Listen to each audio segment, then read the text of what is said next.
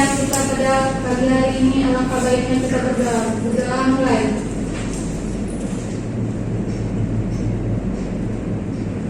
Selesai. Baik, selanjutnya kita membaca Al-Quran terlebih dahulu. Monggo silakan, kemarin sampai halaman berapa? Sampai juz berapa?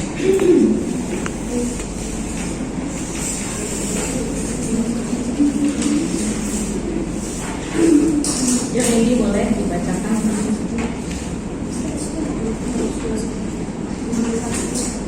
21 ya. A'udzu billahi minasyaitonir rajim. Bismillahirrahmanirrahim. Gimana kabarnya pagi hari ini? Alhamdulillah. Gimana kabarnya pagi ini? Alhamdulillah, luar biasa. Allahu Akbar. Begitu berarti polanya. Jadi kita belajar untuk bersemangat di pagi hari yang cerah, secerah mentari pagi hari ini. Ya. Kayak kalian di mukanya glowing, bersinar sampai memantulkan cahaya. Kita harus semangat pagi ini belajarnya, oke? Oke. Nah, hari ini kita pertemuan ke-8 sesuai dengan RPS pada asuhan yang bagus bagi dan balita ya. Pertemuan kemarin, pertemuan ke-7, kira-kira kita sudah membahas tentang termodinamika. Kira-kira kalian ada yang ingin mau didiskusikan materi kemarin atau sudah jelas semua? Jadi kita bisa lanjut ke pertemuan 8 hari ini ya. Nah, kalau di RPS itu pertemuan ke-8 ini kita membahas tentang perkembangan bayi baru lahir. Ya. Metode yang digunakan adalah small discussion group. Jadi metode ini nanti kalian akan berdiskusi, tanya jawab, mencari masalah, kemudian menyelesaikan masalah. Ya. Kita akan membagi menjadi 4 kelompok ya, karena ini ada 27 mahasiswa ya. Oke. Tadi sudah absensi belum? Sudah ya. Ada yang izin? Ada 2 orang atau 3 orang ya kalau nggak salah sudah WA sama saya semalam izin kalau mereka sedang sakit. Ya, jadi sekarang mahasiswanya tinggal sekitar berapa? 24 ya? 25. Ya, sekitar 24. Kita bagi menjadi 4 kelompok. Ya, nanti 4 kelompok ini kita akan membahas tentang perkembangan bayi baru lahir, terutama berhubungan dengan lingkungan sekitar atau sosial. Jadi kita akan membahas mitos atau fakta yang terjadi di lingkungan kalian. Kita sebagai bidan itu kan nanti mau di desa, mau di kota, kita kan harus hidup bersosial. Kita harus paham lingkungan kita tuh punya kebiasaan apa, lingkungan kita tuh punya adat seperti apa. Kita harus mengikuti. Adat itu bisa, adat atau kebiasaan itu bisa baik, bisa buruk. Ya, kalian pernah mendengar mitos tentang atau fakta tentang pemakaian bedong di lingkungan? Masih dipakai nggak? Masih. Pemakaian gurita masih dipakai nggak? Masih. Pertanyaannya, ini kalau kata Tukul Alam, apakah pemakaian gurita atau bedong itu sudah sesuai fungsinya di kalangan masyarakat yang kalian tahu atau lingkungan kalian? Belum tentu, ya kan? Belum tentu. Jadi tidak semua mitos itu dilakukan baik atau dilakukan buruk. Nah, kita akan menggali bersama-sama dua tema tersebut. Nanti tema yang lain kita akan menyusul pada pertemuan berikutnya. Oke, sampai sini paham ya? Sekarang kita bagi jadi 4 kelompok. Yang sebelah kiri saya itu kelompok 1 dan 2 tentang mitos, ya. Kemudian kelompok 3 dan 4 tentang fakta. Boleh sekarang berkumpul melingkar supaya diskusinya lebih enak. Silakan melingkar aja nggak apa-apa. Boleh nggak?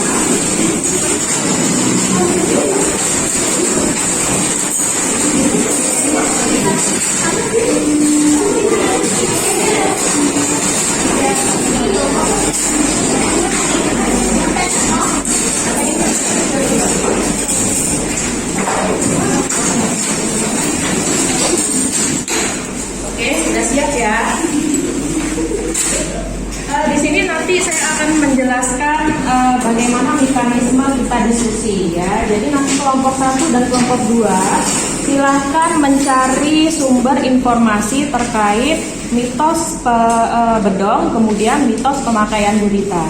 Kalian bisa mencari informasi melalui lingkungan sekitar kalian atau informasi yang pernah kalian dapat, atau kalian bisa mencari fenomena yang sedang terjadi di kalangan masyarakat kalian. Boleh menggunakan HP-nya untuk mencari literasi. Ya, sudah paham sampai sini? Paham. Nah, untuk kelompok fakta, nanti kalian akan mencari sumber informasinya setelah kelompok mitos bertanya kepada kelompok fakta. Jadi kalian selama 5-10 menit atau 10-15 menit kelompok mitos nanti akan mencari referensi. Kalian tidak bisa mencari informasi dulu, tapi setelah mereka selesai nanti akan bertanya kepada kelompok fakta, baru kalian akan mencari literatur. Oke, siap ya? Oke, silakan kelompok mitos 1 dan 2 silakan untuk berdiskusi. Kalau ada yang ingin ditanyakan kelompok 1 dan 2 boleh, nanti kita sembari jalan, tidak harus menunggu nanti, silakan bertanya kalau ada yang ingin. Oke, silakan kelompok 1 dan 2 memulai kegiatan diskusi. Kira-kira ini kan nanti ada tanya jawab tuh, ya, artinya ada pemberian reward dan punishment. Ya, punishment itu sedikit hukuman. Kira-kira kalau nanti yang jawabnya benar, kelompok fakta yang jawabnya bagus, menurut kelompok 1 dan 2 mau dikasih reward apa? Mau dikasih penghargaan berapa? Tepuk tangan aja, nggak dikasih pelukan mungkin. Kalau ternyata dia tidak bisa menjawab dengan baik dan benar menurut kelompok mitos, kira-kira mau dikasih punishment atau hukuman apa? Joget. Suruh joget. Ya. Aduh, kayaknya gedung ini tidak memuat kegetaran kalian untuk berjoget. Jadi bagaimana kalau kita suruh untuk melakukan pembedongan yang baik dan benar?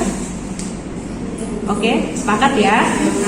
Jadi reward dan punishment ini adalah kesepakatan kita bersama sebelum memulai diskusi. Oke, sekarang silakan untuk memulai diskusinya.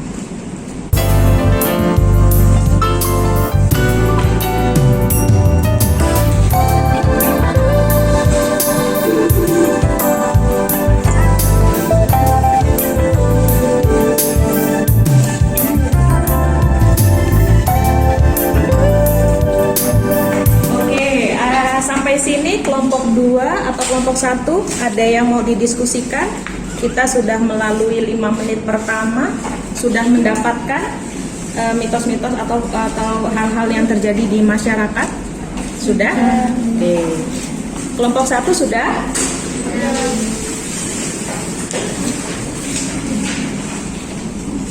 Oke, sekarang kita sudah 10 menit sampai 15 menit kita sudah selesai untuk memberi kesempatan kelompok mitos, kelompok 1 dan 2 untuk mencari sumber. Silakan untuk kelompok 1 atau kelompok 2 dulu yang mau bertanya ke kelompok fakta. Kelompok mana dulu? Kelompok 1? Boleh, silakan. Assalamualaikum warahmatullahi wabarakatuh. Waalaikumsalam warahmatullahi wabarakatuh. Perkenalkan, nama saya Syarhani Rizky Ramadan, perwakilan dari kelompok 1. Kami kelompok 1 menemukan mitos bahwa bayi yang dibedong dengan ketat akan lebih cepat tumbuh. Di kalangan masyarakat, terutama di lingkungan saya tinggal, masih banyak yang memakai bedong dengan alasan bahwa bila dibedong anak akan lebih banyak tidur sehingga pertumbuhannya lebih cepat. Bagaimana faktanya? Oke, paham kelompok fakta bedong? Pertanyaan pertama, dia menemukan beberapa fakta bahwa di bedong itu membuat tidur bayi lebih nyenyak. Kira-kira kelompok fakta, apakah dengan kejadian pada kasus pertama itu benar atau salah? Silakan temukan sesuai, boleh lewat jurnal, boleh lewat buku, boleh pedoman, boleh sumber informasi lainnya. Monggo kami berikan berapa menit kira-kira mereka untuk bisa mencari referensi kelompok 1? 5, 10 menit, 20 menit, 30 menit? 5 menit. Oh, cuma dikasih 5 menit. Yo, sekarang kita cari sumbernya. Silakan kelompok 3. Oke, untuk kelompok fakta silakan berdiskusi. Kita lanjut ke kelompok mitos yang kedua. Sudah dapat belum informasi apa yang terdapat di lingkungan kalian? Oke, silakan. Untuk fakta keempat, kelompok 4 boleh mendengarkan baik-baik. Sebelumnya, Assalamualaikum warahmatullahi wabarakatuh. Waalaikumsalam warahmatullahi wabarakatuh. Saya perwakilan dari kelompok 2. Ingin bertanya, kami kelompok 1 kami kelompok 2 menemukan mitos bahwa di masyarakat tentunya masih sangat familiar ya. Mereka menggunakan gurita untuk bayi yang baru lahir. Nah, dari beberapa bayi yang baru lahir, saya lihat itu penggunaan gurita masih terjadi dan menurut saya itu wajar. Penggunaan yang ketat juga menurut saya itu bagus supaya perut tidak buncit. Bagaimana menurut kelompok fakta? Oke, kelompok fakta sudah memahami. Ya, jadi apakah benar gurita yang ketat itu bagus supaya perutnya tidak buncit? Nah, silakan mencari sumber literasinya, boleh pakai buku, pedoman, atau pakai jurnal ilmiah supaya kita membuktikan kepada masyarakat kita itu berbasisnya ilmiah dan terupdate. Oke, kita kasih waktu berapa kelompok 2 untuk kelompok fakta bisa mencari sumbernya? 5 menit, 10 menit? Cuma 5 menit juga ya. Nanti kalau kurang boleh nambah, kalau tenang aja. Oke, silakan kelompok 4 untuk mencari sumbernya.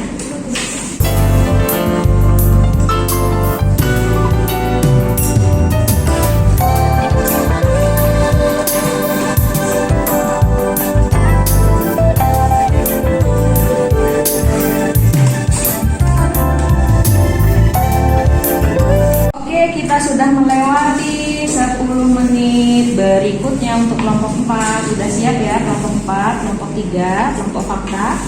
Atau mau tambahan waktu lagi boleh? Cukup? Oke. Sekarang silahkan untuk kelompok 3 bisa menanggapi pertanyaan atau pernyataan dari kelompok 1. Boleh berdiri, Mbak? Baik, sebelumnya Assalamualaikum warahmatullahi wabarakatuh. Waalaikumsalam warahmatullahi wabarakatuh. Perkenalkan, nama saya Siska Cayati. Di sini saya akan menjawab pertanyaan dari kelompok 1 tentang fakta membedong bayi. Menurut kami, pertumbuhan bayi itu dipengaruhi oleh nutrisi yang masuk ke dalam tubuh. Jadi, bedong tidak mempengaruhi. Ini berdasarkan jurnal yang kami dapat dari penelitian Emma Wahyu Ningrum yang berjudul Studi Kolerasi Antara Status Gizi, Kurang Energi Kronik atau KEK dengan berat badan dan panjang badan bayi baru lahir. Menyimpulkan dari hasil penelitian bahwa ada hubungan antara ibu hamil KEK dengan berat badan bayi baru lahir. Panjang 0,011 dengan panjang badan bayi baru lahir 0,008. Status ibu hamil kek mempunyai kemungkinan 5,5 kali memiliki BBLR dibandingkan ibu tidak kek. C1 95% banding 1,420 21860. Status ibu hamil kek mempunyai kemungkinan 6,2 kali memiliki panjang badan pendek dibandingkan ibu tidak kek. C1 95% 1,529 per 31,377. Sekian dari saya. Apakah jawaban saya apakah jawaban saya kurang? Cukup? Baik, akan saya akhiri. Jika cukup, saya akhiri. Wassalamualaikum warahmatullahi wabarakatuh. Terima kasih untuk kelompok 4. Jadi bagaimana tanggapan kelompok 1 terhadap pernyataan kalian? Apakah sudah sesuai dengan harapan? Sudah. Oke, silakan kasih aplaus dulu untuk kelompok 1. Sekarang kita masuk pada kelompok 2, akan dijawab oleh kelompok 4. Silakan kelompok 4. Assalamualaikum warahmatullahi wabarakatuh. Waalaikumsalam warahmatullahi wabarakatuh. Perkenalkan, nama saya Triwahyuni, saya dari perwakilan kelompok 4. Akan menjawab tentang mitos tentang gurita yang membuat perut bayi buncit. Baiklah, atas pertanyaannya, kami kelompok 4 akan memberikan beberapa bukti secara ilmiah terkait penggunaan gurita secara medis. Penggunaan gurita ini dapat terbukti bermanfaat. Justru penggunaan gurita yang terlalu kencang bisa menyebabkan bayi sesak nafas karena bayi masih menggunakan pernafasan perutnya serta bisa menyebabkan resiko muntah. Nah, ini ada jurnal yang kami temukan, yaitu tentang pengaruh penggunaan gurita terhadap frekuensi bumoh pada bayi di Kabupaten Karanganyar yang diteliti oleh Ana Wigunawati Ningsih dan kawan-kawan. Dalam penelitian ini menyebutkan bahwa dari 36 bayi yang memakai gurita, 55,6% mengalami bumoh, sedangkan 44,6% bayi tidak mengalami bumoh. Sedangkan saat bayi tidak menggunakan gurita, didapatkan 44,6% bayi mengalami bumoh dan 55,4% bayi tidak mengalami bumoh. Analisa data dengan uji Wilcoxon dengan syarat signifikasi sebesar 5%. Didapatkan nilai Z sebesar 0,03. Nilai Z ini lebih kecil dari 0,05, sehingga dapat disimpulkan bahwa diterima dan ditolak. Artinya terdapat pengaruh atau hubungan yang signifikan antara penggunaan gurita dengan kejadian frekuensi bumoh pada bayi. Sehingga masyarakat perlu memahami pentingnya penggunaan gurita. Bila mana harus menggunakan gurita, usahakan tidak terlalu kencang dalam mengikatnya. Fungsi gurita untuk bayi baru lahir melindungi tali pusat, namun bukan untuk menghindarkan dari perut buncit. Gimana kelompok 2? Oke nggak jawabannya? Oke, ya kasih aplaus dulu dong. Jadi dari mitos yang ada di kalangan lingkungan kita, pemakaian bedong sama pemakaian gurita itu nanti akan menjadi PR kalian kalau sudah menjadi bidan praktek mandiri. Ya, kalian nanti pada saat proses persalinan, kemudian pada proses perawatan bayi baru lahir, kalian tuh gak akan lepas yang namanya dari bedong. Ya, kalau gurita boleh dipakai, boleh tidak. Ya, yang penting fungsinya. Kalau misalkan ada ibu dari keluarga yang memang ingin memakaikan gurita, kita bisa memberikan informasi ya bahwa berdasarkan penelitian, bedong yang gurita yang terlalu ketat ngikatnya itu akan menyebabkan bayi menjadi sering bumoh. Jadi ada baiknya kalian memberikan pendidikan kesehatan. Ibu baiknya tidak perlu diberikan gurita lagi. Namun bila ibu ingin tetap memberikan gurita, boleh mengikatnya tidak usah terlalu kencang. Dan fungsi dari gurita adalah untuk melindungi tali pusat yang masih tertanam di perut bayi, sehingga pada saat dia goyang-goyang atau pada saat dia digendong, tali pusatnya itu terlindungi oleh gurita. Jadi kita pastikan bahwa pemakaian bedong itu juga bukan karena bayi kelompok 1 tadi. Bedong karena apa? Karena akan lebih banyak tidur sehingga pertumbuhannya lebih cepat. Iya. Katanya informan ya, ternyata di bedong itu tidurnya bisa lebih lama, Bu, gitu kan. Padahal bayi baru lahir itu sebenarnya harusnya tidurnya lebih sering apa enggak? Oke. Kita punya batasan ya. Boleh tidur lebih lama, bayi baru lahir kan memang tidurnya lebih lama. Tapi kalau dia tidur nggak dibangunin, dampaknya apa yang terjadi? Kurang apa? Bayi kalau tidur terus, kira-kira nggak dikasih minum, apa dampaknya? Apa? Iya, kurang asupan nutrisi karena dia hanya boleh minum dan makan hanya ASI saja. Kalau 3 jam 4 jam, apa yang terjadi? Bayi lama-lama akan menjadi, pernah dengar kuning? Nah, bayi akan bilirubinnya akan meningkat sehingga akan terjadi bayi kuning. Nah, bayi kuning itu juga bisa merusak sel otak. Ya, gitu. Dampaknya apa tadi pada kelompok 3 tadi menyebutkan masalah nutrisi. Ya kan, dampaknya bisa terjadi apa pada bayinya juga yang kurang nutrisi, bisa terjadi stunting. Ya, stunting itu apa? Kegagalan tumbuh. Jadi dia lebih pendek daripada usianya.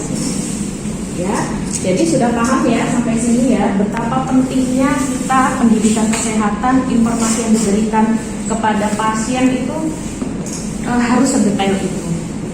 Dibuktikan dengan cara apa? Evidence, dengan cara apa? Penelitian, hasil penelitian. Karena hasil penelitian itu selain buku referensi atau modul yang diberikan, bukti penelitian itu juga secara ilmiah bisa kita gunakan sebagai bukti bahwa kita itu terupdate. Ya, kita harus ngikutin perkembangan. Mungkin dulu bedong biar kakinya lurus mungkin gitu, ya kan? Kalau misalkan kakinya lurus, kira-kira pembedongan itu benar apa enggak kelompok 4? Kelompok 3. Menurut kalian nih, kalau misalkan kakinya dibedong biar lurus nih, kalau nggak salah beberapa informan mengatakan biar kakinya nggak bengkok. Pernah dengar? Iya. Ya, kira-kira bener apa enggak? Enggak. Ya. Karena kita pada saat bayi baru lahir itu memang kakinya cenderung berhuruf O. Jadi kita nggak perlu khawatir piye carane supaya kakinya lurus diikat-ikat pakai tali rapia segala macam, nggak perlu, karena itu nanti akan kembali strukturnya seperti normal pada umumnya. Ya, kecuali memang dia ada indikasi masalah pada tulangnya. Nah, itu akan teridentifikasi nanti pada saat pemeriksaan. Oke ya, sampai sini ada yang mau didiskusikan lagi? Cukup. Oke. Sekarang saya ingin karena ini kelompok kayaknya jawabnya bagus semua ya, jadi nggak ada yang dihukum ya, semuanya dapat reward plus tepuk tangannya. Terima kasih untuk kelompok Nurto sudah berusaha mencari referensi yang baik terhadap lingkungan sekitar kita, terhadap bedong dan gurita.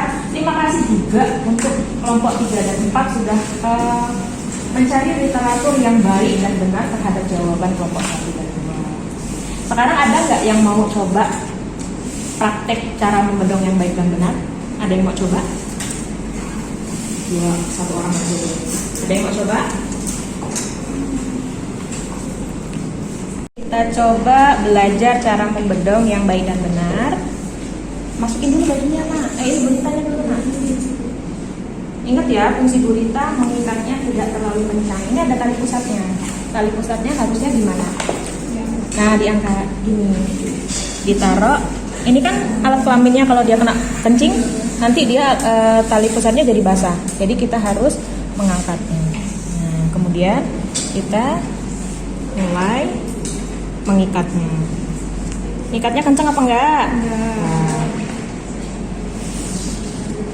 Boleh pakai gurita, boleh enggak? Ya. Nah, jadi silakan kasih pilihan sama orang tua, sama ibunya terutama. Walaupun sebenarnya tidak pakai tidak apa-apa sih. Nah, kemudian kita pastikan ini kan tali pusatnya nih. Kita mengikatnya di bawah tali pusat. Jangan di tengah-tengah tali pusat karena dia akan melukai. Nah, di bawah tali pusat. Oke.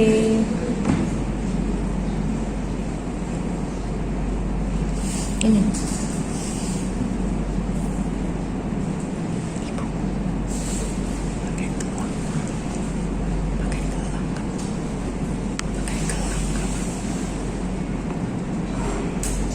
Oke, masukin.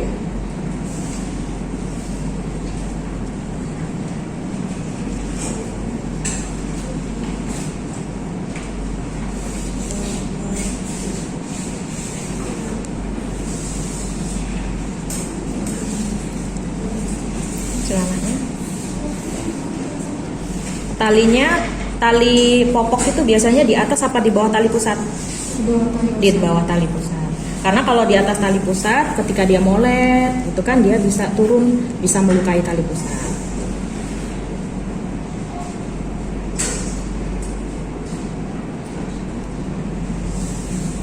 Oke, sekarang di bedongnya gimana?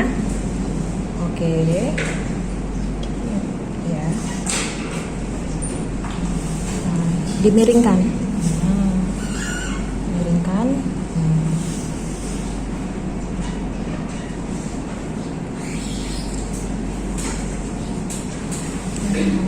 Ini naikkan dulu.